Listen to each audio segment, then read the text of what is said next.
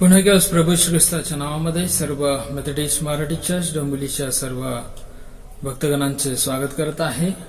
आज दिनांक 8 नोव्हेंबर 2020 या रविवारच्या नोव्हेंबर महिन्यामधील दुसऱ्या रविवारच्या भक्तीस आपण आरंभ करूया. विशेषतः जे फेसबुक ऑनलाईन व यूट्यूबवरील सर्व उपासक आहेत जी ही भक्ती पाहत आहेत, भक्तीचा लाभ घेत आहेत, अशा सर्व लहान थोर भक्तगणांचा प्रभू श्री ख्रिस्ताच्या नावामध्ये सहर्ष स्वागत करत आहे. आजच्या भक्तीला आपण आरंभ करूया. देव आपल्या निर्मितीची काळजी घेतो. हे माझ्या जीवा परमेश्वराचा धन्यवाद कर. हे परमेश्वरा माझ्या देवा, तू परमथोर आहेस, तू मान व महिमा यांनी मंडित आहेस. या समय आपण प्रार्थना करूया. प्रार्थनेच्याद्वारे आजच्या भक्तीची आपण सुरुवात करूया. पवित्र पवित्र पवित्र जीवन सनदेश परमेश्वरा, अब्राहम सगळ्या खोब्याच्या देवा, अनादिकालापासून अनंतकालापर्यंत असणाऱ्या पित्या, पुन्हा केवळ तुझ्या नावाला धन्यवाद देत आहोत यासाठी की मागील सर्व नोव्हेंबर महिन्यामधील प्रथम आठवड्यामध्ये तू आमचा सांभाळ केलेला आहेस. आमची परमेश्वर तू काळजी घेतलेली आहेस. आपली अनन्य अशा प्रकारची प्रीती, आपली मेहर नजर, आपला अनुग्रह, आपला कृपाप्रसाद परमेश्वर आमच्या सर्व विश्वासणाऱ्या भक्तगणांच्या जीवनामध्ये तू प्रकट केलेला आहेस. आणि आजचा सुदिन दिवस, रविवारच्या उपासनेचा भक्तीचा दिवस आमच्या आयुष्यामध्ये तू जोडलेला आहेस. याबद्दल विशेष प्रकारे तुझ्या धन्यवाद देत आहोत. विशेषतः जे प्रार्थना, गीत, स्तोत्रे, सवने आम्ही गाऊन तुझं गौरव परमेश्वर गुणगान करणार आहोत, ते तुझ्या सर्व परमेश्वर गौरव करता होऊ दे. विशेषतःच्या भक्तीमध्ये जे उपदेश आम्ही परमेश्वरास संदेश ऐकणार आहोत, ते ऐकून घेण्याकरिता आध्यात्मिक कान परमेश्वर तू आम्हास प्रदान कर. त्याप्रमाणे आचरण करण्याकरिता, सत्कृती करण्याकरिता आणि परमेश्वर प्रोत्साहित होऊन शुभवर्तमान गाजवण्याकरिता आमचा तो उपयोग कर. ही विनंती प्रेम प्रभू श्री ख्रिस्ताच्या नावामध्ये तुझकडे सादर केली आहे, म्हणून तू ऐक. आमेन. यावेळेस आपण परमेश्वराच्या उपकास्तुतीकरिता, आराधनेकरिता उपासना संगीतामधून गीत गाऊन परमेश्वर पित्याचा आपण गौरव कर. यावेळेस आजच्या भक्तीमध्ये, रविवारच्या आराधनेमध्ये आपण सर्वजण एकत्रित जमलेला असताना ईशोपकार स्मरणाकरिता उपासना संगीतामधून गीत क्रमांक 111 हे गीत गात असताना आपण परमेश्वराचा गौरव प्रकट करूया. येशूचे नाम गुड फार दीनांना लागते. येशूचे नाम गुड फार दीनांना लागते. ते दुःख भय आणि वार नाहीशी करीते. ते दुःख भय आणि वार नाहीशी करीते. त्या नावे शांती भरते, अत्यंत समाधान. त्या नावे शांती भरते, अत्यंत समाधान. भुकेले तृप्त पावते, दीना मिळे कल्याण. भुकेले तृप्त पावते, दीना मिळे कल्याण. येशू हा माझ्या प्रार्थना देवाला ऐकवे. येशू हा माझ्या प्रार्थना देवाला ऐकवे. दुष्टांच्या सर्व योजना बळाने घालवे. दुष्टांच्या सर्व योजना बळाने घालवे. येशू हा माझा मित्र जाण, पाठिंबा मेंढपा. येशू हा माझा मित्र जाण, पाठिंबा मेंढपा. गुरुपाद दयावान वराजाही तेजा, हे प्रभु माझी स्तवने अत्यंत हलके. हे प्रभु माझी स्तवने अत्यंत हलके. गायन स्वर्गे गायने दूतांच्या सारखी. गायन स्वर्गी गायने दूतांच्या सारखी. आता हे तुझी ममता सांगे मी आता हे तुझी ममता सांगे मी अंतरी भरी शांतता मरता दया. अंतरी भरी शांतता मरता दया. या सर्वजण आपण आजपासचा जो स्तोत्रभाग आहे त्याचं वाचन करूया. प्रथम वचन आपणाकरता वाचन करत आहे, दुसरं वचन आपण सर्वजण मिळून वाचन करूया. जुन्या करारामधून स्तोत्र 33 1 ते 22 वचन. शीर्षक आहे उत्पन्नकर्त्याची व संरक्षकाची महती. अहो नीतिमानांनो, परमेश्वराचा जय जयकार करा. सरळ माणसांना स्तुतिगान शोभते. विनेवर परमेश्वराचे उपकार स्मरण करा. दशतंतू वाद्यावर त्याचे गुणगान गा. त्याच्या पुढे नवे गीत गा. जयघोष करीत कुशलतेने वाद्य वाजवा. कारण परमेश्वराचे वचन सरळ आहे, त्याची सर्व कृती सत्याची आहे. त्याला नीती व न्याय हे प्रिय आहेत. परमेश्वराच्या वात्सल्याने पृथ्वी भरली आहे. परमेश्वराच्या शब्दाने आकाश निर्माण झाले. त्याच्या मुखश्वासाने आकाशातील सर्व सैन्य निर्माण झाले. तो समुद्राची जले राशीसारखी एकवट करीतो. महासागराची निधी साठवितो. अखिल पृथ्वी परमेश्वराच्या भय धरो. जगात राहणारे सर्व त्याचा धाक बाळगोत. कारण तो बोलला आणि अवघे झाले. त्याने आज्ञा केली आणि सर्व काही स्थिर झाले. राष्ट्राच्या मसलती परमेश्वर निरर्थक करीतो. लोकांचे संकल्प निष्फळ करीतो. परमेश्वराची योजना सर्व काळ टिकते. त्याच्या मनातील संकल्प पिढ्यानपिढ्या कायम राहतात.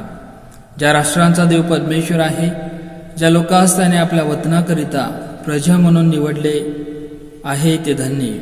परमेश्वर आकाशातून पाहतो. सर्व मानवजातीला तो निरखतो. तो आपल्या निवासस्थानातून पृथ्वीवर राहणाऱ्या सर्वांना न्याहाळून पाहतो. त्या सर्वांची हृदये घडणारा व त्यांची सर्व कामे जाणणारा तो आहे. कोणीही राजा मोठ्या सैन्यबलाने जय पावतो असे नाही. वीर पुरुष आपल्या पराक्रमाने निभावतो असेही नाही. जयप्राप्ती घोडा केवळ व्यर्थ होय. त्याला आपल्या महाबलाने कोणाचा बचाव करिता येणार नाही.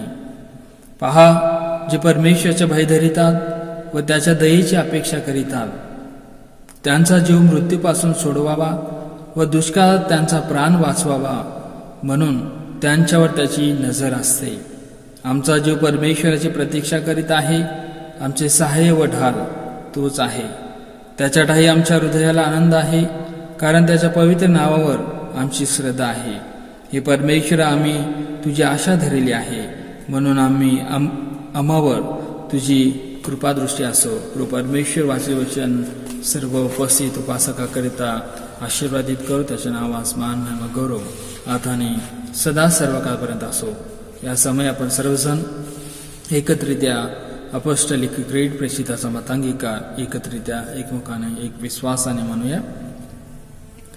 सर्वसमर्थ देव जो पिता, आकाश व पृथ्वी यांचा उत्पन्न करता आणि येशू ख्रिस्त त्याचा एकुलता एक पुत्र आमचा प्रभू, जो पवित्र आत्म्याच्या योगाने गर्भरूप झाला, कुमारी मरिया याच्यापासून जन्मला, ज्याने पंत पिलाताच्या दुःख भोगिले, ज्याला वधस्तंभ दिले, जो मरण पावला, ज्याला पुरिले, तिसऱ्या दिवशी मेल्यातून पुन्हा उठला, स्वर्गात चढला आणि सर्वशक्तिमान देव जो पिता त्याच्या उजवीकडे बसला आहे, तेथून जिवंतांचा मेलेल्यांचा न्याय करावयास जो येणार आहे, त्याच्याविषयी मी विश्वास धरितो. पवित्र आत्मा, पवित्र सार्वत्रिक मंडळी, पवित्रांची सहभागिता, पापांची क्षमा, देहाचे पुनरुत्थान आणि सनातन जीवन याविषयी मी विश्वास धरितो. आमेन. या सर्वजण मिळून आपण सुवंत देवा हे गीत आपण गाऊया. यावेळेस आपण मध्यस्थाच्या प्रार्थनेमध्ये जाऊया, प्रार्थना करूया. पवित्र पवित्र पवित्र जीवन समदेश परमेश्वर अब्राहम सगळ्या शुभेच्छा देवा, अनादिकालापासून अनंतकालापर्यंत असणाऱ्या पित्या, तुझ्या नाव मान महिमा गौरव आता आणि सदा सर्व काळपर्यंत असो. मागील नोव्हेंबर महिन्यामधील प्रथम आठवडाभर आमचं सांभाळ केलेलं आहे, संरक्षण केलेलं आहेस. आपल्या पवित्र पंखाखाली, आश्रयाखाली, बाहेर नजराखाली परमेश्वर आम्हाला राखून ठेवलेलं आहेस. आणि आजच्या 8 नोव्हेंबर 2020 रविवारच्या उपासनेमध्ये आम्हाला भक्तीमध्ये एकचित्त केलेलं आहेस, म्हणून तुझ्या धन्यवाद देत आहोत. सर्वप्रथम तुझ्या चरणाजवळ लीन नम्र दिन होऊन तू परमेश्वर आम्ही येत आहोत. कारण तू परमेश्वर आम्ही ज्या शब्दाने तुझ्याकडे प्रार्थना सादर करत असतो, ते शब्द तू परमेश्वर त्या गरजा, त्या विनंत्या, त्या मागण्या तुझ्या स्वर्गीय राज्यामध्ये तुझ्या स्मरणामध्ये अहोरात्र असतात आणि प्रत्येक दिवसाप्रमाणे आमची गरज तू आम्हाला प्रदान करत असतोस. विशेषतः माझ्या जीवनाबद्दल तुझ्या नाव धन्यवाद देत आहोत. नोव्हेंबर 8, 2020 रोजी जन्मदिवस आहे. वाढदिवसाच्या माध्यमातून जो आनंदाचा प्रसंग तो परमेश्वर तू माझ्या आयुष्यामध्ये देऊ करत आहेस. विशेषतः मुंबई रिजनल कॉन्फरन्समध्ये व विशेषतः ठाणे डिस्ट्रिक्ट डोंबिवली मेथडिस्ट मराठी चर्चमध्ये मागील सर्व वर्षामधील तू परमेश्वर सेवा तू माझी आशीर्वादित केलेला आहेस. यहोशुआ जशा प्रकारे म्हणतो, मी आणि माझे घराने तर परमेश्वराची सेवा करणार. खरोखर परमेश्वर प्रभूमध्ये आनंद करत असताना, प्रभू येशू ख्रिस्ताची सुवार्थ जगाला गाजवत असताना उत्तम अशा प्रकारचं आरोग्य दिलेलं आहे, शक्ती दिलेलं आहे, सामर्थ्य दिलेलं आहेस. कौटुंबिक सर्व काही गरज आशीर्वाद तू भागवलेले आहेस. आणि विशेषतः तुझ्या सेवा कार्यामध्ये सर्व धन सर्व काही परमेश्वर समर्पित करून सेवा करत असताना, विशेषतः दीर्घायुष्याच्या आत्म्याने आयुमर्यादेने परमेश्वर तू मला भर काढलेला आहे, याबद्दल विशेष प्रकार तुझ्या धन्यवाद देत आहोत. विशेषतः माझी जी मुलगी हिचा देखील परमेश्वर आज 8 नोव्हेंबर 2020 रोजी जन्मदिवस आहे. गेले 2 वर्ष मागील तू तिला सांभाळलेला आहेस. आणि तुझं जे वचन सांगतं, लहान बालकांना माझ्याकडे येऊ द्या, त्यांना मनाई करू नका, कारण स्वर्गांचं राज्य अशांचंच आहे. आपल्या स्वर्गीय कृपादृष्टीच्या द्वारे, अनुग्रहाच्या द्वारे माझ्या सर्व तिन्ही मुलांना, जयेश, जेनी आणि जेकब यांना परमेश्वर तू सांभाळत आहेस. विशेषतः उत्तम अशा प्रकारचं आरोग्य, शक्ती, सामर्थ्य सर्व तू प्रदान करत आहेस. माझ्या सर्व कुटुंबावर तुझी कृपादृष्टी तू बहाल केलेली आहेस. अशाच प्रकारे परमेश्वर स्वर्गीय दैवी आशीर्वाद येणाऱ्या दिवसामध्ये संपूर्ण बिजलगर कुटुंबियामध्ये तू प्रगट करावेस आणि त्याद्वारे तुझं गौरव, तुझी महिमा, तुझी स्तुती करून घ्यावीस, अशी विशेष प्रकारे तुझ्याकडे प्रार्थना करत आहोत. विशेषतः प्रार्थना करत आहोत मिस्टर अभिजित वरणकर यांच्याकरिता. त्यांचा देखील परमेश्वर या आठवड्यामध्ये जन्मदिवस असताना मागील सर्व गत वर्षांमध्ये बाल्यावस्थेपासून ते या समयापर्यंत त्यांचा सांभाळ केलेला आहेस. त्यांची पत्नी, मुलगी, माता पिता, बंधू, त्यांचे सर्व कुटुंबीय यांना परमेश्वर संपूर्ण वरणकर कुटुंबियांना तू सांभाळलेलं आहेस. त्यांची सर्व प्रार्थना विनवण्या तू ऐकून घेतलेल्या आहेस. याबद्दल विशेष प्रकारे तुम्ही धन्यवाद देत आहोत. त्यासोबतच मिस्टर रवी अडके, त्यांची पत्नी शीतल अडके व त्यांच्या मुलीकरिता प्रार्थना करत आहोत. खरोखर परमेश्वरा बंधू रवी यांच्या जीवनामध्ये देखील जो जन्मदिवसाचा प्रसंग तो देऊ केलेला आहेस. आपल्या कृपेमध्ये, आपल्या अनुग्रहामध्ये, आपल्या प्रीतीमध्ये, प्रेमामध्ये निस्सीम अशा प्रकारच्या असीम सर्व तू परमेश्वरा अनुग्रहामध्ये त्यांची तू वाढ केलेली आहेस. एक नवीन वर्षामध्ये पाऊल ठेवत असताना तुझं जे अभिवचन आम्हाला स्मरण करून देतं की मी प्रतिदिवशी, प्रति मिनिटाला, क्षणाला, दिवसाला, वर्षाला तू परमेश्वर पिढ्यानपिढ्या भार वाहणारा परमेश्वर आहे. खरोखर परमेश्वर त्याची प्रचिती आणि साक्ष अनुभव त्यांच्या जीवनामध्ये तो देखील देऊ केलेला आहेस. ज्या प्रार्थना, ज्या विनवण्या, ज्या गरजा त्यांनी परमेश्वर जन्मदिनाच्या संपूर्ण कौटुंबिक सेलिब्रेशनच्या माध्यमातून तुझ्याकडे सादर करणार करत आहे त्या सर्व प्रार्थना तू मान्य करून घे. याद्वारे तुझं गौरव, तुझी महिमा आणि तुझी स्तुती करून घे. विशेषतः समरिया विल्मोर या बहिणीकरता देखील प्रार्थना करत आहोत. विशेषतः विल्मोर आंटी, अंकल, त्यांची सर्व कुटुंबी, त्या बहिणीच्या देखील जीवनामध्ये जो जन्मदिवसाचा प्रसंग तो देऊ केलेला आहेस, जो तो अल्फा आणि ओमेगा, आद्य अंत, प्रारंभ आणि शेवट आहेस. खरोखर परमेश्वर तू युग आणि युगाचा देव आहेस. तुझवरती श्रद्धा ठेवणाऱ्या, भाव ठेवणाऱ्या, निष्ठा ठेवणाऱ्या यांना परमेश्वर तू समृद्धीने, दीर्घाशाने भरून काढतोस. आणि तुझं जे वचन आम्हाला सांगते की परमेश्वराचं भयधरणं हे दीर्घाशाचं ज्ञानाचा आरंभ आहे. खरोखर तू परमेश्वरा तिच्या सर्व तारण्यावस्थामध्ये जीवनामध्ये विशेष प्रकारे तू तिचा वाटा ठेव. विशेषतः आजचं जे वचन आम्ही आजच्या रविवारच्या उपासनेमध्ये चिंतन मनन करणार आहोत. खरोखर परमेश्वर तो वचन विशेषतः आमच्या चर्चचे सभासद, peace and discipline committee chairman mister Vinayvad uncle बोलत असताना त्यांच्या संपूर्ण परमेश्वराद्वारे आम्हाला लाभ होणाऱ्या सर्व वचनाच्याद्वारे तू गौरवला जा, तू उंचावला जा. ती वचने परमेश्वर ऐकून घेऊन अधिक या मंडळाची उन्नती आत्मिकरित्या व्हावी, पवित्रतेमध्ये व्हावी, आणि तुझं गौरव करण्यामध्ये व्हावी, तुझं आज्ञापालन करण्यामध्ये व्हावी, एक आदर्श मंडळ म्हणून तुझं सदैव गुणगान गाण्यामध्ये व्हावी, अशी विशेष प्रकारे तुझ्याकडे प्रार्थना करत आहोत. आणि यापुढे सर्व स्तुती, आराधना, सर्व भक्ती तुझ्या पवित्र हातामध्ये सुपूर्द करत आहोत. आणखीन ज्या प्रियजनांना, ज्या कोणाला आरोग्याची गरज आहे, आणखी जे काही आनंदाचे प्रसंग असतील, मॅरेज झालं, वेडिंग अॅनिव्हर्सरी, उपकार सूचक प्रार्थना असतील, त्या सर्व काही तू मान्य करतो. मान महिमा गौरव तुला असेल. विनंती प्रभू येशू ख्रिस्ताच्या नावामध्ये तुझ्याकडे सादर केले म्हणून तू आहे. आजच्या रविवारच्या भक्तीकरिता मिस्टर विनय वह अंकल परमेश्वरच्या वचनाबद्दल आपल्याला संदेश देणार आहेत. पुढील वेळ त्यांच्या हातामध्ये सुपूर्द करत आहे.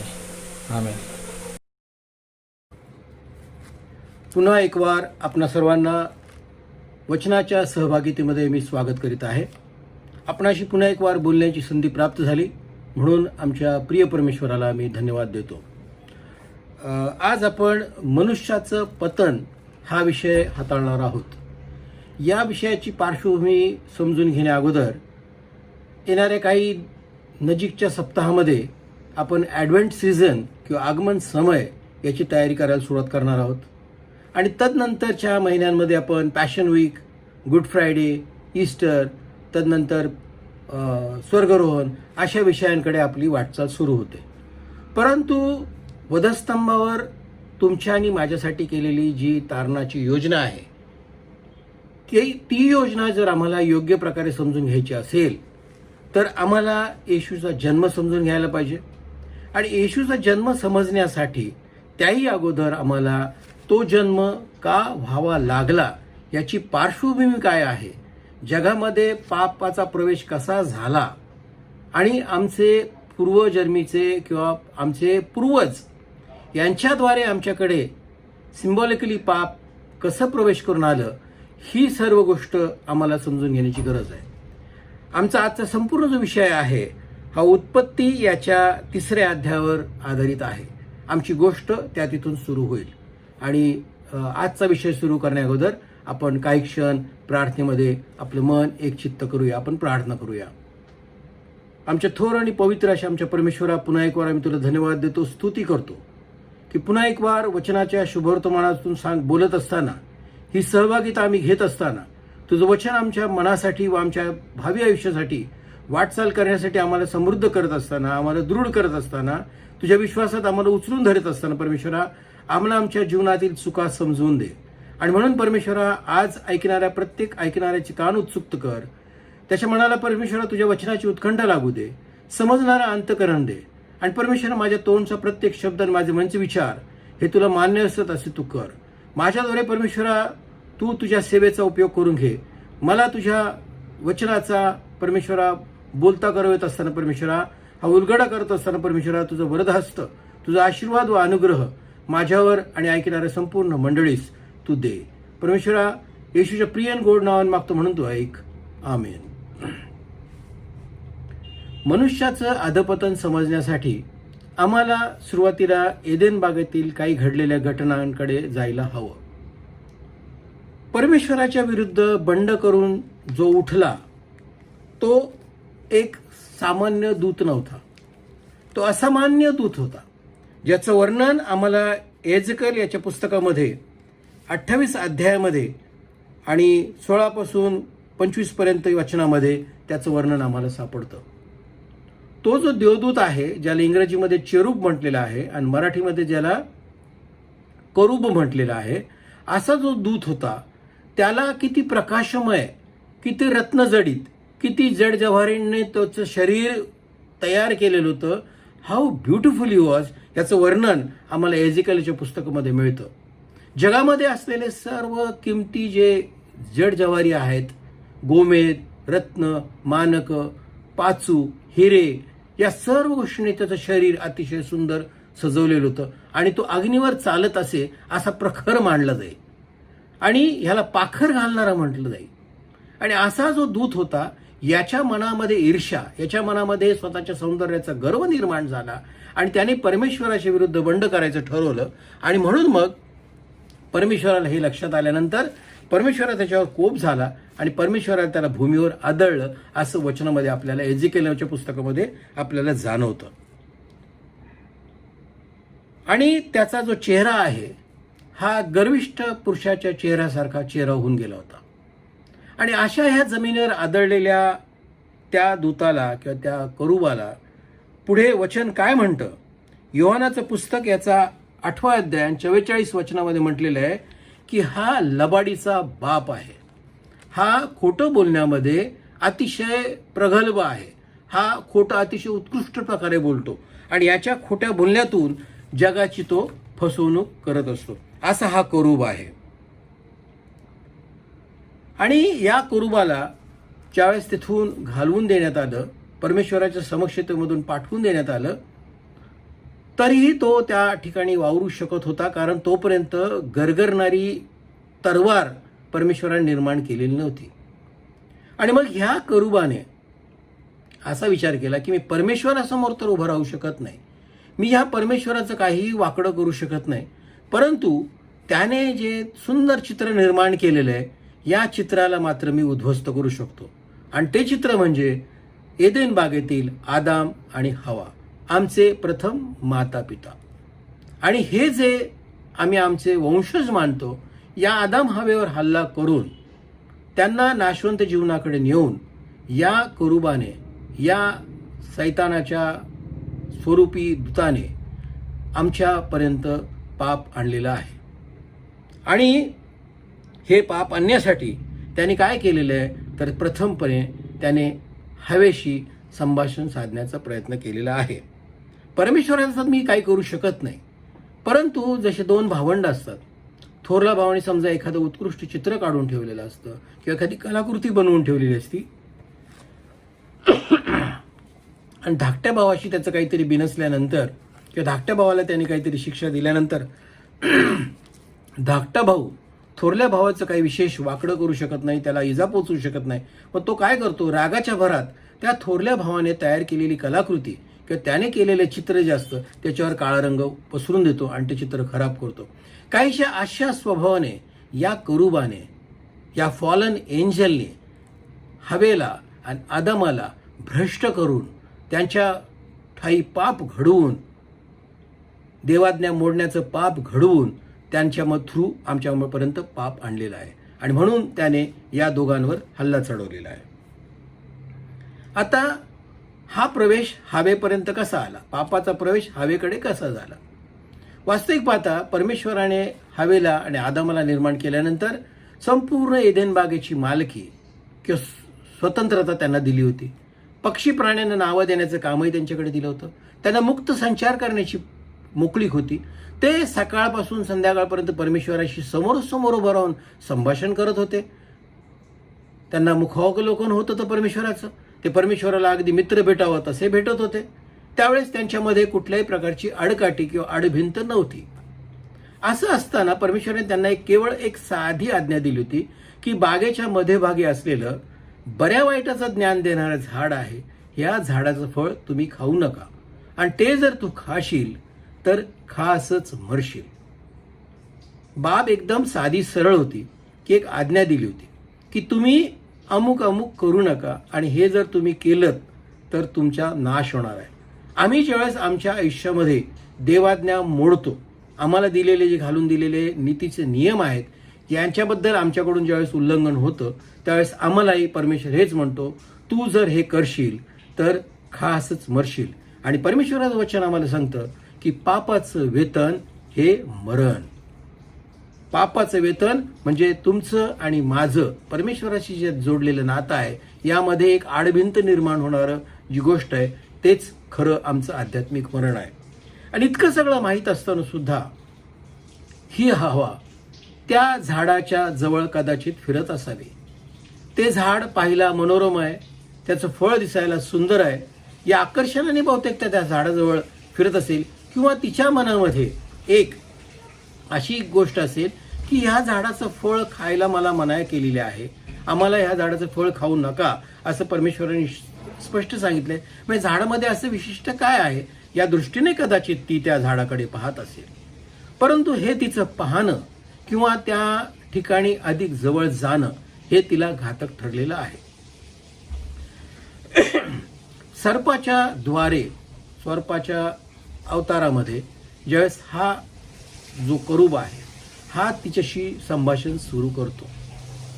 आता वास्तविक पाहता हवेला तिथे एक मूलभूत प्रश्न पडायला पाहिजे होता की ज्या झाडाजवळ जाऊ नको किंवा ज्या झाडाचं फळ खाऊ नको अशी आज्ञा आम्हाला आमच्या परमेश्वर देवाने दिलेली आहे, त्या झाडाजवळ हा सर्प काय करतो आहे, हा पहिला प्रश्न तिला पडायला पाहिजे होता. आणि तिने त्याला कदाचित हटकायला पाहिजे होतं की अरे बाबा तू तिथे काय करतो आहेस.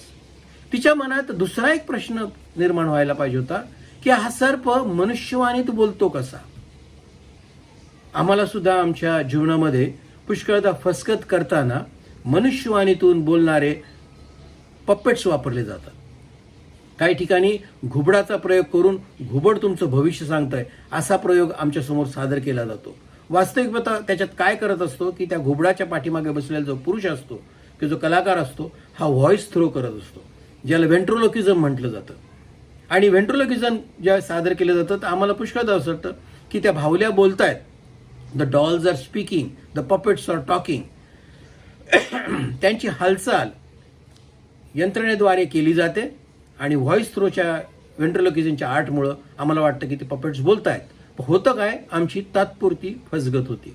इथे हिला हाही प्रश्न पडत नाही की सर्पाच्या मुखाद्वारे कोणीतरी वेगळं बोलतंय किंवा सर्प बोलत नसून हा जो पुरुष आहे, जो काळांतराने परीक्षक असं म्हटलं आहे, हा परीक्षक माझी परीक्षा घेतोय. बरं, मोह पाडला कसा गेला विचार करा. मोह हा नकारात्मक शब्दांनी पाडला का? मुळीच नाही, तो होकारात शब्दामध्ये पाळलेला आहे. आपण उत्पत्तीचा जर अध्याय वाचला त्याच्यामुळे सर्प तिच्याशी कसा बोलतो बघा. तो तिला प्रश्न विचारतो, पण बागेच्या मध्यभागी असलेल्या झाडाच्या फळाविषयी देवाने सांगितले आहे की ते खाऊ नका, का त्याला स्पर्शही करू नका, कराल तर मराल. सर्प स्त्रीला म्हणाला, तुम्ही खरोखर मरणार नाही. त्याच्या आधी तो प्रश्न कसा विचारतो, बागेतील झाडांची फळे खाण्याची तो स्त्रीला म्हणाला, तुम्ही बागेतल्या कोणत्याही झाडाचे फळ खाऊ नका असे देवाने तुम्हा सांगितले, हे खरे काय. त्याने असे म्हटले नाही की ह्या झाडाचं फळ खाऊ नका म्हणून परमेश्वराने तुम्हाला सांगितलंय का. त्याने सरळ मुद्द्याला हात घातलेला नाही, परंतु पॉझिटिव्ह प्रकारे तिला प्रश्न विचारलाय की या बागेतील झाडांचे कुठल्याही झाडाचे फळ खाऊ नका म्हणून तुम्हाला आदेश दिलायत का? मग हवा त्याला उत्तर देते की नाही, आम्हाला सर्व मोकळीक आहे, केवळ ह्या झाडाचं फळ खाऊ नका आणि खाल्लो तर आम्ही खास मरू असं परमेश्वराने आम्हाला सांगितलंय. आणि मग त्यावेळेस त्याला उत्तर मिळतं की असं होणार नाही, तुम्ही मरणार नाही, परंतु हे झाड खाल्ल्यानंतर तुम्हाला बऱ्या वाईटाचं ज्ञान होईल, तुम्ही परमेश्वरासारखे ज्ञानी व्हाल, किंबहुना तुम्ही त्याच्या बरोबरीची होईल. स्त्री ह्या बोलण्याला भुलते. असं म्हटलं तर काहीच चुकणार नाही की हा जगातला किंवा विश्वासला किंवा मनुष्य जातीचा पहिला हनी ट्रॅप होता. याने आधी स्त्रीला फसवलं, स्त्री त्यात फसली गेली आणि काळांतराने तिच्याद्वारे तिचा पुरुषही त्यात अडकला गेला. वास्तविक पाहता ही स्त्री, हिचं चुकलं काय आहे की ज्या ठिकाणाहून तिने दूर राहायला पाहिजे त्या ठिकाणाच्या ती अगदी जवळ होती. ज्यावेळेस आम्हाला एखाद्या गोष्टीपासून सांगितलं जातं की तिथे पाणी, तिथं भोवरा आहे, त्या तलावामध्ये भोवरा आहे, त्याच्या जवळ जाऊ नका, तर आमचं कर्तव्य काय असतं की आम्ही अशा पाण्याच्या ठिकाणापासून अधिक लांब राहिलं पाहिजे. एका माणसाला ड्रायव्हरची अपॉइंटमेंट करायची असते त्याच्या वैयक्तिक कारसाठी, म्हणून तो ड्रायव्हरचा इंटरव्ह्यू घेतो आणि ड्रायव्हर्सला तो एकच प्रश्न विचारतो की तुम्ही जर दरीच्या किनाऱ्याने गाडी चालवणार असाल तर तुम्ही किनाऱ्याच्या किती जवळ जाल हे मला तुम्ही सांगा. आणि प्रत्येक ड्रायव्हर जो आहे तो स्वतःची ड्रायव्हिंग स्किल किंवा त्याची ड्रायव्हरची जी हुशारी आहे ही मालकासमोर दाखवण्यासाठी वेगवेगळ्या प्रकारच्या गोष्टी सांगतो. कोणी सांगतो की मी माझं मागचं टायरचं अंतर सांभाळीन, माझ्या पुढच्या नजरेत मी तो कर्व सांभाळीन आणि मी साधारण 6 इंचाचं अंतर ठेवील जिथे माझी गाडी सुखरूपपणे त्या किनाऱ्यापासून वळून जाईल. या सर्व ड्रायव्हर्सला तो मालक रिजेक्ट करतो. शेवटी एक ड्रायव्हर असा येतो ज्याला विचारला जातो तोच प्रश्न की दरीतून जात असताना किनाऱ्याच्या किती जवळ तू जाशील. त्यावेळेस तो ड्रायव्हर म्हणतो की किनाऱ्याच्या पासून जितकं लांब मला राहता येईल तितका लांब राहून मी त्या घाटातनं गाडी चालवेल. आणि अशा वेळेला त्या ड्रायव्हरची तिथे नियुक्ती होती, कारण तो सुरक्षित असा मार्ग अवलंबणार आहे हे मालकाला कळतं. तो किनाऱ्याच्या दरीच्या जवळ जाऊन कुठल्या क्षणी गाडी दरीत कोलंडेल याची काळजी न घेता जर चालवणार असेल तर तसा ड्रायव्हर नको मला, परंतु जो सुरक्षित चालणार असेल असा ड्रायव्हर हवा, म्हणून त्या ड्रायव्हरची नियुक्ती होती. आज हवेचं काय झालं आहे, जी धोक्याची जागा, जी सूचना तिला दिली होती, ज्या ठिकाणी गेल्यानंतर तिची जीवाची हानी होणार होती हे लक्षात असून सुद्धा ती त्या झाडाच्या जवळ रेंगाळली. जवळ रेंगाळल्यानंतर काय होतंय की तुमच्या आणि माझ्या मनात त्याबद्दल आकर्षण निर्माण होतं. लोटाचं काय झालं, लोटाला पूर्वसूचना असून सुद्धा त्याने स्वतःचा तंबू त्या नाशवंत शहराच्या जवळ मांडला आहे. आणि शहराच्या जवळ गेल्यानंतर त्याच्या कुटुंबियांना आधीच असलेलं आकर्षण आणखीन प्रगल्भ झालं आणि ते त्या शहराकडे आकर्षित होऊन त्यांनी त्या शहरातील लोकांचे संबंध साधून स्वतःचा नाश स्वतःवर ओढवून घेतलेला आहे. हे आपण वचनामध्ये वाचतो. त्याच प्रकारे हे हवेचं झालेलं आहे. जिथे जाऊ नको म्हणून सांगितलंय, जिथे थांबू नकोस म्हणून सांगितलंय, तिथं ती रेंगाळली आणि त्या झाडाकडे पाहून आकर्षित झाली. आणि तिने काय केलंय मग, ते फळ तिने स्वतःच्या हाताने झाडावरनं घेतलं. आकर्षक दिसणाऱ्या गोष्टी आमच्या जीवनामध्ये खूप आहेत, फसगत करणाऱ्या गोष्टी आमच्या जीवनामध्ये खूप आहेत, परंतु कुठली फसगत करणारी गोष्ट जी आहे ती तुम्हाला भयावह परिस्थितीत पॅकेजिंग केलेली दिसणार नाही. तुम्ही मद्याच्या बाटल्या पहा, सिगरेटचे पॅकेट्स पहा किंवा कुठलेही मनी स्कीम्स पहा जी तुम्हाला आयुष्यात फसवणार आहे. याचं पॅकेजिंग आणि मार्केटिंग इतकं आकर्षकपणे केलं जातं की तुम्हाला असं वाटतं की अरे वा, मी जर ह्याच्यात गुंतवणूक केली की रात्रीतनं मी श्रीमंत होईल, करोडपती होईल. आणि तुम्ही तुमचे कष्टाचे पैसे त्याच्यात गुंतवता आणि फसता. सिगरेट्स, दारू या सर्व गोष्टीवर नाशवंत असल्याची, जीवाला हानी असल्याची जी नोटीस आहे, स्टॅच्युटरी वॉर्निंग ज्याला म्हणतो, ही गेल्या काही दशकापासून त्याच्यावर कोर्टाच्या नियमाप्रमाणे छापण्यात येते. एवढं असून सुद्धा माणूस त्या गोष्टींच्या नादी लागण्यास पुढे मागे पाहत नाही. जे निषिद्ध आहे त्याच्याकडे मनुष्य लवकर आकर्षित होतो आणि ही त्या गोष्टीकडे आकर्षित झाली. तिने ते फळ घेतलं, स्वतः तर खाल्लं आणि त्याच्यामध्ये भागीदारी करून घेतली ती स्वतःच्या पुरुषाची सुद्धा. आम्ही सुद्धा आमच्या जीवनामध्ये ज्यावेळेस काहीतरी चुकीचं काम करतो त्यास आम्ही त्यामध्ये जोडीदार शोधतो. व्यसनांमध्ये पहा, पुरुष एकमेकांची सोबत शोधतात. चल रे आपण दोघं जण जाऊन आज बसूया. अरे हे केल्याने काही होत नाही. आणि दुसरा एक आमचा अहम विचार असा असतो की चूक माझ्या हातून घडते, वाईट गोष्ट मी करतोय, याचा त्रास झाला तर फक्त केवळ मला होईल. या गोष्टीचं वर्तन केल्याने, या चुकीच्या गोष्टी केल्याने माझ्या इतर कोणालाही त्रास होणार नाही. परंतु सत्य परिस्थिती ही आहे की ज्या वेळेस आम्ही चुका करतो याचं परिमार्जन किंवा ह्याचे परिणाम आमच्या निकटच्या सर्व व्यक्तींवर होतात. कर्जबाजारीपणामुळे अख्खं कुटुंब नासतं. अगदी मद्यप्राशनामुळे सुद्धा अख्ख्या कुटुंबाला त्रास होतो. कुठल्याही वाईट गोष्टीच्या आचरणाने, पुरुषाचं आचरण वाईट असलं तर पत्नीला त्रास होतो, मुलाबाळांना त्रास होतो. पत्नीचं वर्तन वाईट असलं तर पतीला आणि मुलाबाळांना त्रास होतो. आईवडिलांचं वर्तन वाईट असलं तर मुलांचं संगोपन नीट होत नाही. हा त्रास सगळ्यांना होतो, एकट्याला होत नाही. इथं हवेने एकटीने फळ खाल्लं असतं, गप्प बसली असती तर गोष्ट वेगळी, पण तिने तिच्या नवऱ्याला सुद्धा त्याच्यात ओढून घेतले आणि त्याला सुद्धा तिच्या कृत्यामध्ये भागीदार करून घेतलेला आहे. आणि म्हणून आदामाने सुद्धा ते फळ खाल्लं आणि तो सुद्धा त्याच्यामध्ये भागीदार झाला. पापाचं एक साधीशी व्याख्या पहिलं योहान याचा 3रा अध्याय आणि 4थ्या वचनामध्ये काय केलंय की देवाज्ञा मोडणं म्हणजे पाप. The transgression of the law is sin, और sin is the transgression of the law, असं आम्हाला सांगण्यात आलेलं आहे.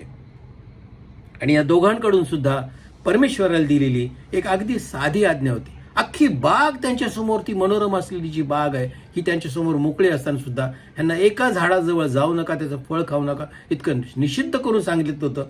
तरी ह्यांच्याकडनं ती गोष्ट घडली आणि त्यांनी ते फळ खाल्लं. आणि म्हणून रोमकरास पत्र याचा 1 अध्याय आणि 21 वचनामध्ये सांगितलं आहे, त्याच्यात म्हटलेलं आहे की ह्यांचे आत्मे काळीमा पावलेले आहेत, ते काळे कुट्ट झालेले आहेत, पापाने नष्ट झालेले आहेत. मग या दोघांनी काय केलं? यांना बऱ्या वाईटाचं ज्ञान झाल्यानंतर यांना एकदम जाणीव झाले की आपण नग्न आहोत, दॅट वी आर नेकेड. मग एक साहजिक मनुष्याप्रमाणे प्रश्न उभा राहतो की हे फळ खाण्या अगोदर हे नग्न नव्हते काय? तहानं बाळ जितकं नग्न असावं तितकेच नग्न हे दोघे निर्मितीपासून होते. यांना कुठलंही बाह्य वस्त्र नव्हतं. यांच्यावर जे वस्त्र होतं तो परमेश्वराच्या सुंदरसा नीतिमत्वाचा प्रकाश त्यांच्या भोवती त्यांना वेष्टिलं होतं. हे प्रकाशमय होते, हे इतके सुंदर होते की त्यांना त्यांची नग्नता जाणवूच दिली नाही. परमेश्वरासमोर ते तहानं बाळ उभं राहावं इतक्या निरागसपणे उभे राहत होते, कारण यांच्या भोवती पवित्रतेचं वेष्टन होतं. परंतु ज्यावेळेस त्यांच्या हातून चूक घडली त्यावेळेस हे वेष्टन जे आहे, या पवित्रतेचा जो वलय आहे, हा वलय त्यांच्या भोवतून घडून पडलेला आहे. क्रिएशन ह्या स्टोरीचं जर तुम्ही कुठं जर फिल्म पाहिली तर याच्यामध्ये तुम्हाला जाणवेल की अधपतन होण्या अगोदर आदाम आणि हवा ज्यावेळेस फिरताना दाखवलेत, त्यांच्या संपूर्ण शरीराभोवती एक प्रकाशाचं असं सुंदरसं वलय आहे. त्याच्यामुळे तुम्हाला ना आम्हाला ती फिल्म पाहत होताना त्यांच्या भोवतीचा नग्नता अजिबात जाणवत नाही की दिसत नाही. आणि हे अगदी असंच घडलंय. इथे ज्यावेळेस त्यांच्या भोवतीचं जे वेष्टन आहे पवित्रतेचं ते गळून पडल्यानंतर यांना अचानकपणे जाणवलं की आम्ही नग्न आहोत. आणि ही जाणीव झाल्यानंतर हे त्या वृक्षांमध्ये, झाडांमध्ये जाऊन लपले आणि आपली नग्नता लपवण्यासाठी यांनी स्वतःचीच योजना केलेली आहे. त्यांनी काय घेतलंय? अंजिराच्या झाडाची पाने गोळा केलीत, ती शिवली आहेत आणि त्यांनी कटी वेष्टनं तयार केलेली आहेत. आता मला सांगा, अंजिराचं झाड असं असून किती झाड असणार आहे आणि ते किती मोठं असणार आहे आणि ह्यांनी अशी किती पानं जोडून स्वतःला झाकण्याचा प्रयत्न केलेला असेल. कारण जर ते खरंच झाकले जर असते, त्या अंजिराच्या पानांनी वरपासून खालपर्यंत जर झाकले असते तर परमेश्वर शिळोपाचा वारा आल्यानंतर परमेश्वरांनी त्यांना हाक मारल्यानंतर आदामा तो कोठे आहेस, तर आदामाकडून हे उत्तर निश्चितच गेलं नसतं की मी इकडं लपलो आहे. का लपला आहेस? कारण मी नग्न आहे. अंगावर वेष्टन असून सुद्धा त्यांना त्यांच्या नग्नतेची जाणीव होती, कारण त्यांनी स्वतःच्या हाताने जे वेष्टन तयार केले होते, जे वस्त्र तयार केले होते ते अपुरे होते. दे were not covering there nakedness. आम्ही ज्यावेळेस आमच्या हाताने आमच्या घडलेल्या चुका झाकण्याचा प्रयत्न करतो त्यावेळेस ते पुरेसं पडत नाही. आम्हाला परमेश्वर म्हणतो, तू आईच्या उदरात होतास तेव्हापासून मी तुला जाणलेला आहे, तुझ्या डोक्यावरचा प्रत्येक केस मी मोजलेला आहे. आम्ही जरी अंधारात लपून बसलो तरी आमचा प्रकाशमान पिता आम्हाला तेथून पाहत असतो. त्याच्यामुळे पाप केल्यानंतर, चुका झाल्यानंतर आम्ही कुठेही जाऊन लपण्याचा प्रयत्न केला की तोंड जरी परमेश्वरापासून फिरवलं तरी परमेश्वराला आम्ही दिसत असतो. याची जाणीव आम्हाला ठेवण्याची गरज आहे. दुसरी एक गोष्ट आहे की आम्ही आमच्या हाताने जे कर्माने फळं तयार करतो. कित्येक लोक असं म्हणतात की मी कसाही वागलो तरी चालेल, मी 2 नंबरचा पैसा कमवला तरी चालेल, पण मी चर्चला भरपूर दान देतो. तुमच्या आणि माझ्या 2 नंबरच्या पैशातून दिलेल्या चर्चचं दान आम्हाला तारण प्राप्ती करून देऊ शकत नाही. परमेश्वराने काय म्हटलंय की विधवेच्या जशा 2च टोल्या होत्या पण त्या प्रामाणिकपणे दिलेल्या होत्या, त्या कष्टाच्या होत्या, त्याला अधिक प्रिय आहेत. अशा प्रकारचं आम्हाला प्रामाणिकपणेचं दान परमेश्वरासमोर आणता आलं पाहिजे. आणि म्हणून आम्ही आमच्या कर्माने आमचं नीतिमत्व सिद्ध करू शकतो असा जर कोणाचा समज असेल तर तो फार चुकीचा आहे. आमची नैतिकता ही परमेश्वराने सर्टिफाय करण्याची गरज आहे. Our righteousness has to be certified in the eyes of the lord. आणि म्हणून ही जी पानाची तयार केलेली कटिवेष्टनं आहेत ही तिथे अपुरी पडलेली आणि ती फार काळ टिकणार नाही आहेत. वचन आम्हाला काय सांगतं की तुझं आयुष्य कसं आहे. सकाळी तू गवतासारखं तरुण वाढशील, उन्हामध्ये तू ताट उभं राहशील, परंतु संध्याकाळपर्यंत तू सुकवून जाशील आणि येणाऱ्या वाऱ्याबरोबर तू उडून जाशील. तुझं आयुष्य ते काय आहे, पाल्या पाचोळ्यासारखं आहे जे सुकून जाईल. पाला जसा सुकून जातो तसा तूही सुकून जाशील, वाऱ्याबरोबर उडून जाशील, चुरगळला जाशील, मोडला जाशील, किंबहुना अग्नीत जाळला जाशील. आणि म्हणून यांनी स्वतःच्या हाताने तयार केलेले जे वस्त्र आहेत हे कुठेही त्यांना पुरेसे नव्हते आणि त्यांना स्वतःला त्याच्यापासून झाकता आलं नाही. याच्यानंतर परमेश्वराशी झालेलं दुसरं एक जो एक्सचेंज ऑफ डायलॉग्स आहे हा सुद्धा विचार करण्यासारखा आहे की मी सांगितलं होतंस त्या झाडाचं फळ खाल्लंस काय, तुला तू नग्न आहेस हे कोणी सांगितलं. त्यावेळेस आदाम म्हणतो माझ्या पत्नीने ते मला दिलं. आयुष्यामध्ये आमच्याकडून जेव्हा चुका होतात त्यावेळेस ही चूक माझ्याकडनं झाली आहे हे कबूल करण्या अगोदर आम्ही काय करतो, we start the blame game. माझ्या पत्नीने दिलं आणि म्हणून मी खाल्लं. पण पत्नीने दिलं या देणाऱ्या फळाचं तुला माहित होते कुठल्या झाडाचं फळ आहे आणि माझ्या परमेश्वर बापाने जर मला सांगितलं या झाडाचा फळाला स्पर्श करू नकोस तर माझी पत्नी मला ते फळ देते. त्यावेळेस हा आदाम म्हणू शकत होता की मी ते फळ खाणार नाही, पण असं झालेलं नाही. तो तिच्याबरोबर तितकाच त्या कृत्यामध्ये सहभागी आहे आणि म्हणून तो मग आता दोष देण्याचा प्रयत्न करतो आणि तो पत्नीवर दोष देतो की हिने दिलं आणि मी ते खाल्लं. मग आता याच्यामध्ये परमेश्वराला एक रस्ता काढायचा आहे, यांना वाचवायचं आहे, यांची नग्नता झाकायची आहे. कारण यांनी यांच्या हाताने जे निर्माण केलेले जे बाह्य वस्त्र आहेत हे त्याच्या नजरेसमोर चिंध्या आहेत. वचन सांगतं तू निर्माण केलेले तुझे नीतिमत्वाचे जे कपडे आहेत की the clothes and the robes are like rags before me, असं आमचा परमेश्वर म्हणतो. या चिंध्या घेऊन आम्ही परमेश्वराच्या समोर कधीच उभं राहू शकत नाही आणि म्हणून आम्हाला परमेश्वराने दिलेलं वस्त्र घालण्याची गरज आहे. आणि म्हणून आता आपण पाहूया की परमेश्वराने चिन्हात्मक रूपी या दोघांसाठी कुठल्या प्रकारचे तारणाचे वस्त्र तयार केले आणि ते तारणाचे वस्त्र तयार करताना कुठलं सिम्बॉलिझम आमच्यापर्यंत येतं. आगमन समयाकडे जाताना आम्हाला हे मनात ठेवणं फार गरजेचं आहे. आणि मग आम्ही पाहतो की परमेश्वराने ज्यावेळेस पाहिलं की हे अंजिराच्या झाडांच्या पानामध्ये लपलेले आहेत त्यास परमेश्वराने जाऊन एका प्राण्याची हत्या केलेली आहे, त्याचा बळी दिलेला आहे आणि त्याचं चामडं काढून त्याच्यातून या दोघांसाठी चर्मवस्त्र तयार करून यांना ती घालायला दिलेली आहेत. कारण ही जी वस्त्र आहेत ही टिकाऊ आहेत, पाला पाचोळ्यासारखी सुकून जाऊन गळून पडून उडून जाणारी नाहीत, परंतु ही टिकणारी आहेत. सो दे आर सिम्बॉलिकली आम्हाला दिलेली तारण वस्त्र आहेत किंवा आदामान हवेला दिलेली तारण वस्त्र आहेत, कारण त्यांना त्याच्यातून त्यांची नग्नता झाकता आली. परंतु ही वस्त्र आम्ही आमच्या हाताने तयार करू शकतो का? मुळीच नाही. कारण तारणाची वस्त्र सिद्ध करायला आमच्या येशूने वधस्तंभावर आपला प्राण देऊन स्वतःचं पवित्र रक्त सांडून याची सिद्धता केली आणि ती सिद्धता पूर्ण झाल्यानंतर येशू वधस्तंभावर बोललेला आहे की ते पूर्ण झालेलं आहे. आणि जे परमेश्वर पूर्ण करतो त्याला आम्ही आणखीन आमच्या चिंध्या जोडून पूर्णतेकडे नेऊ शकत नाही, कारण ते आधीच पूर्ण आहे. आम्हाला करायचंय काय, तर ते जे तारणाचं वस्त्र आहे त्याच्या पवित्र रक्ताद्वारे त्याचा आम्हाला स्वीकार करायचा आहे. कारण ही तारणाची वस्त्र तयार करण्यामध्ये पहिली पायरी काय आहे, तर रक्त सांडलं गेलेलं आहे. कोकरा असेल किंवा एखादा गोरा असेल, ज्यावेळेस परमेश्वराने तो वधला आणि त्याचं चामडं काढून त्याच्यातनं ह्यांच्यासाठी वस्त्र केले, त्यावेळेस पहिली कृती झाली आहे की यांचा जीव वाचवण्यासाठी, यांची नग्नता झाकण्यासाठी, यांचं पापामधून यांना पुन्हा रस्ता दाखवण्यासाठी, यांना पुढच्या आयुष्यासाठी सिद्ध करण्यासाठी, हे उघडे वागडे फिरू नयेत, यांची लाज कोणी पाहू नये, हे झाकण्यासाठी परमेश्वराने वस्त्र तयार करण्यासाठी पहिली कृती केली, ते रक्त सांडलेलं आहे. आणि वचन आम्हाला सांगतं की सांडलेल्या प्रत्येक रक्ताचा मी तुमच्याकडून झाडा घेईल, असं आमचा स्वर्गीय परमेश्वर म्हणतो. आणि आज आमच्याकडनं झाडा घेतला जाईल. जर आम्ही ह्या वस्त्रांचा नकार केला तर आमच्याकडनं झाडा घेतला जाईल. तो परमेश्वराच्या त्या पवित्र कोकऱ्याच्या, निष्कलंक असलेल्या कोकऱ्याचा रक्ताचा झाडा घेतला जाईल. तो आमच्याकडनं असं आमचा परमेश्वर म्हणतो.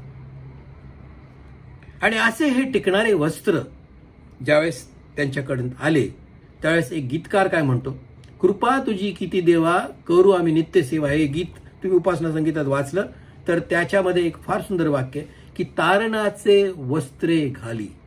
परमेश्वर काय करतोय की आम्हाला तारणाचे वस्त्रे घालतोय.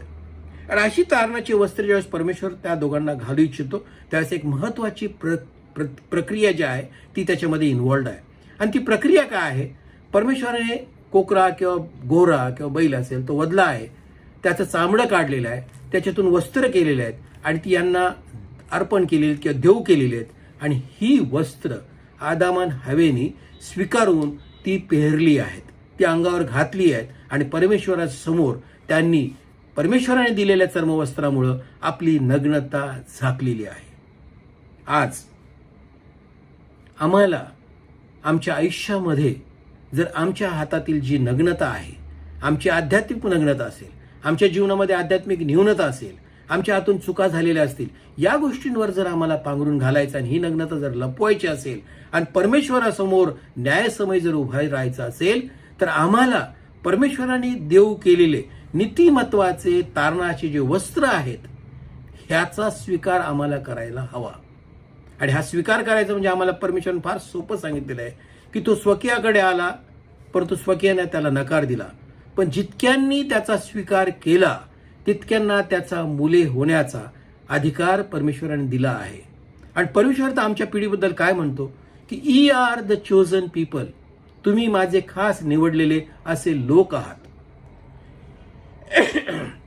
जर आम्ही त्याचे निवडलेले लोक आहोत आणि जर आम्ही त्याला स्वीकारलंय, त्याच्या पवित्र सिंचन केलेल्या रक्ताचा स्वीकार जर करत आहोत, एक निष्कलंक निष्पाप कोकरा म्हणून आम्ही जर त्याला स्वीकारत आहोत तर आम्ही त्या तारणाचे वस्त्र पुढे होऊन हात करून ते स्वीकारण्याची गरज आहे.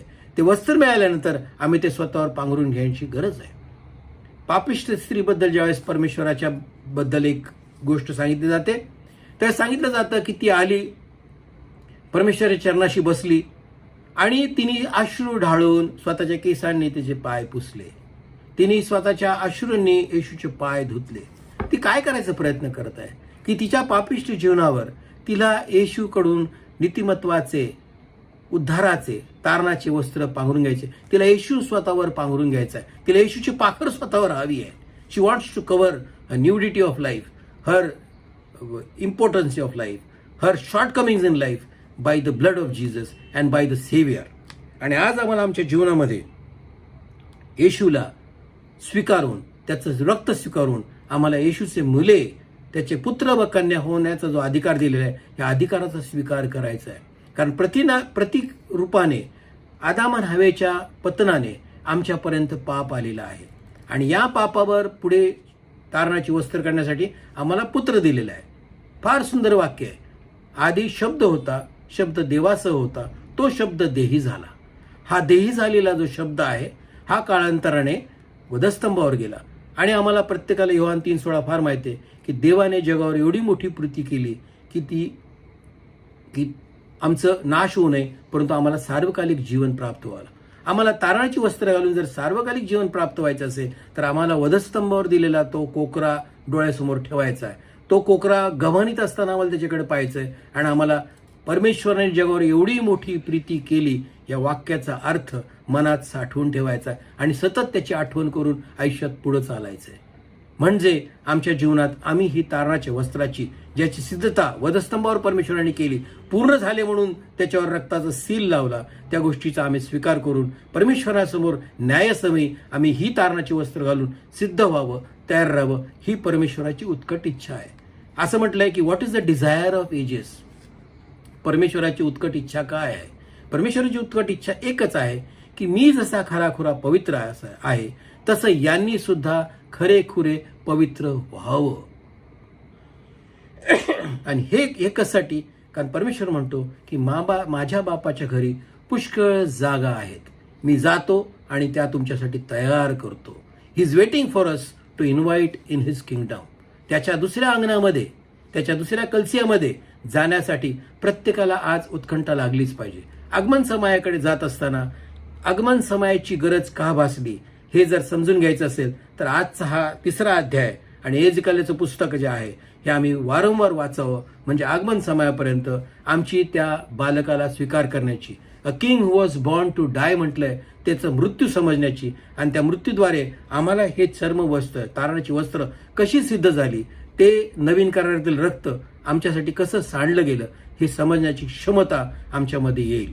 देव करो आजचं हे सुंदरसं वचन आम्हा प्रत्येकाला येणाऱ्या काळामध्ये परमेश्वरासमोर ही तारणाची वस्त्र जी अर्पण केली आहेत ती मोठ्या आवाजामध्ये कबूल करून की परमेश्वर आम्हाला तारणाची वस्त्रे घालतो, ती आम्ही हात पुढे करून घेऊन स्वीकारतो. प्रभू आज आम्ही तुला स्वीकारतोस, तू आमच्यासाठी आला आहेस. या विश्वासाने आम्ही ते वचन स्वीकारावं, हा शब्द स्वीकारावा, ते रक्त स्वीकारावं, हा तारणा स्वीकारावा आणि ज्याने पूर्ण झालंय असं म्हणून जगाचा निरोप घेतलाय त्या परमेश्वराला आम्ही स्वीकारावं. म्हणजे देवाचे मुले, त्याचे पुत्र व कन्या होण्याचा मान सन्मान आम्हा प्रत्येकाला मिळेल. थँक्यू, धन्यवाद आणि आमेन. सुंदरशा वचनामधून परमेश्वरच्या आपल्याला उत्तम अशा प्रकारचा संदेश, उपदेश अंकल यांनी दिल्यानंतर तो आपण ग्रहण केल्यानंतर यावेळेस आपण आपलं दान परमेश्वराच्या चरणाजवळ सादर करूया. आणि दान देत असताना आपण विशेषतः उपासना संगीतामधून गीत क्रमांक 526 हे गीत आपण गाणार आहोत. आपले जे दानपात्र आहेत, दानाचे जे डबे आहेत त्यामध्ये आपण आपलं दान समर्पित करणार आहोत. त्यासोबतच चर्च बिल्डिंग फंडकरिता ज्यांना डोनेशन द्यायचे आहेत ते देखील आपण ऑनलाईन माध्यमामधून चर्चचे ट्रेझरर यांच्याकडे महाराष्ट्र बँकच्या अकाउंटमध्ये आपण पाठवून द्यावेत अशा प्रकारची सर्वांना विनंती आहे. उपासना संगीत गीत क्रमांक 526. सर्व ख्रिस्तासाठी काही सर्व शक्ती जैव प्राण शब्द कामे कल्पना हे सर्व दीनता सजा येशू ख्रिस्ता सर्व काही अर्पे सारे जने जा. येशू ख्रिस्ता सर्व काही अर्पे सारे जने जा. आत हे त्याचे कार्या पाय मार्गे चालाया नेत्र माझे त्या पाहाया ओट स्तुती गावया. येशू ख्रिस्ता सर्व काही अर्पे सारे जने जाण. येशू ख्रिस्ता सर्व काही अर्पे सारे जने जाण.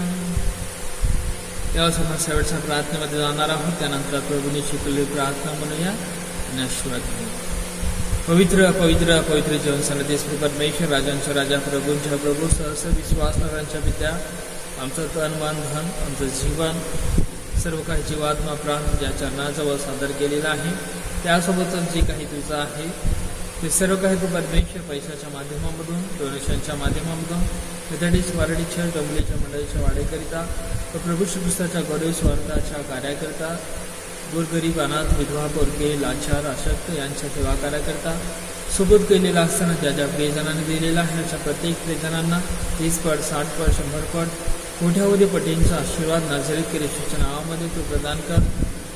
खरोखर परमेश्वर मागील रविवारी जे काही विनंती केली गेलेली होती जे काही अपील केली गेली होती चर्चमधील सर्व सभासदांनी फायनान्स कमिटी ट्रेझररकडे जे आपले डोनेशन्स चर्च बिल्डिंग फंडकरिता सुपूर्द केलेले आहेत त्या निधीचा परमेश्वर स्वीकार कर. विशेषतः मिस्टर तिमोथी साल्वे अंकलकरता प्रार्थना करत आहोत जे 25,000 रुपीज त्यांच्या मुलाकडून आणि त्यांच्याकडून साबी साल्वे यांच्याकडून चर्चच्या इमारतीच्या जागेच्या सर्व कामकाजाकरता सुपूर्द केलेले आहेत. खरोखर उदार हस्ताने जे त्यांनी परमेश्वर देणग्या दिलेल्या आहेत जे डोनेशन दिलेले आहेत याचा परमेश्वर तो स्वीकार कर आणि त्यांना उत्तम अशा प्रकारचे आरोग्य अंकल आणि आंटी चारुशीला सावली त्यांच्या दोन्ही मुलांना परमेश्वर तो प्रदान कर. त्यासोबतच सेवकीय कुटुंबांना जे त्यांनी डोनेशन उपकारस्तुतीचं थँक्सगिव्हिंगचं जे काही गिफ्ट्स परमेश्वर पाठवून दिलेलं आहे या निधीचा देखील परमेश्वर तो सर्व काही उदात परमेश्वर अंतःकरणाचा सर्व काही पाहणे परमेश्वर तो पाहिलेले आहेस. त्यांचं सर्व सत्कृत्य परमेश्वर याचकीय कुटुंबांना सेवकीय कुटुंबांना जे त्यांनी प्रदान केलेलं आहे निश्चित अर्थाने याचा परमेश्वर आशीर्वाद त्यांना येणाऱ्या दिवसामध्ये तो प्रदान करणारा देव आहेस म्हणून विशेष प्रकारे देवाला धन्यवाद देत आहोत. आजचे वचन सर्व काही आम्हाकरता आशीर्वादित केलेलं आहेस याबद्दल विशेष प्रकारे तुला धन्यवाद देत आहोत. मान महिमा तुला असेल विनंती प्रभू श्रीकृष्णाच्या नावामध्ये तुझकडे सादर केले म्हणून तो आहे. प्रभूने शिकली प्रार्थना म्हणून त्यानंतर आशीर्वाद घेऊ. हे आमच्या स्वर्गातील बाप्पा तुझे नाव पवित्र मानले जाव तुझे राज्य येऊ जसे स्वर्गात तसे पृथ्वीवरही तुझ्या इच्छेप्रमाणे हो. आमच्या रोजची भाकर जमास दे आणि जसं आम्ही आपल्या रानात सोडले आहे तसेच तू आमच्याकडून आम्हास हो आणि आम्हास परीक्षेत आणू नकोस तर आम्हास वाईटापासून सोडू कारण की राज्य समर्थ आणि गौरव आणि सर्व काळ तुझीच आहे. आणि आशीर्वाद घ्या आता प्रभू श्रीकृष्णाची कृपा देवजो बापाची प्रीती आणि पवित्र आत्म्याची सहभागिता मंडळाबद्दल सर्व लहान थोर सभासद संगती पापापासून दूर राहून वंचित राहून पवित्रतेमध्ये परमेश्वर पित्याच्या प्रतिमेमध्ये त्याच्या आज्ञापालनामध्ये व प्रभू श्रीकृष्णाचं जे आगमन व सर्व काही या जगतामध्ये मानवाच्या उद्धाराकरता येणं होणार आहे त्याकरता तयारी करण्याकरता तुझा आत्मा आम्हा संगती आता आणि युगाच्या समाप्तीपर्यंत दास सर्व का बनत असो. आमेन. मंगला हे प्रेमला सवने अर्पितो तुला तव पदे दे आसरा आम्हाला विशंभर जातना घरी दे मना शांती आमुच्या दया घना जिने सरोहे चेतने देह जेजो सेवनी अर्पितो तुला दयानिधे स्तोत्रे गायन आनंदे मंगला हे प्रेमला सवने अर्पितो तुला.